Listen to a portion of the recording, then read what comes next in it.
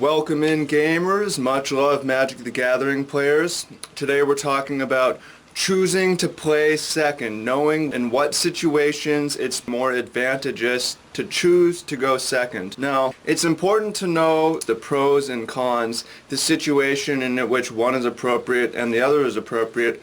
Otherwise, we get into a repetitive, rote way of thinking where we always choose to do the same thing. And if we always choose to play first, we're often correct, but sometimes we put ourselves at a huge disadvantage, and the importance is knowing when and why. If we look at the most successful tournament player of all time, German juggernaut Kai Budde, quote, "I'm fairly certain that I said I choose to play second more than anyone else on the Pro Tour ever.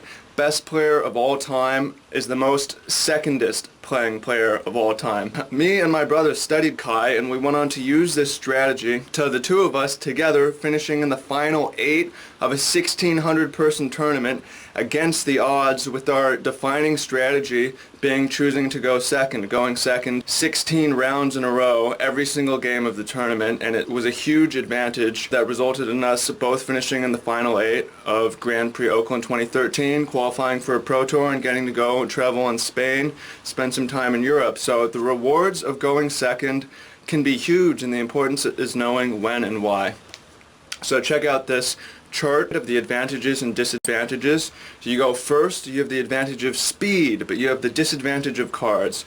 If you go second, you have the advantage of cards, but the disadvantage of speed.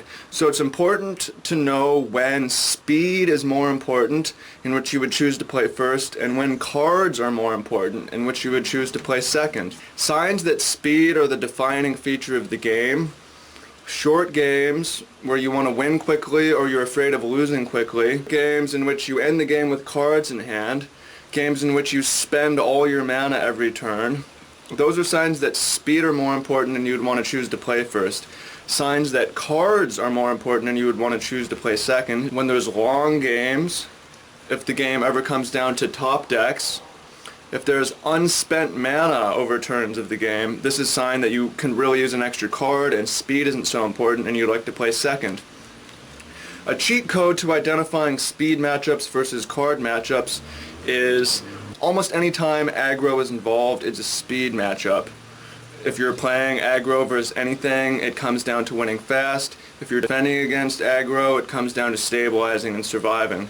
However, anytime that aggro is on neither side, may be a card matchup. For instance, a control versus a control matchup. If you have a lot of removal, mid-range versus mid-range, speed isn't so important. Card matchups come up much more often than most people realize, which is why Kai Budde chose to draw second so much and is the most winning player of all time. It could be that edge from playing second is one of the reasons that made Kai so great. So the key to knowing when to play first and knowing when to play second is in contextual thinking.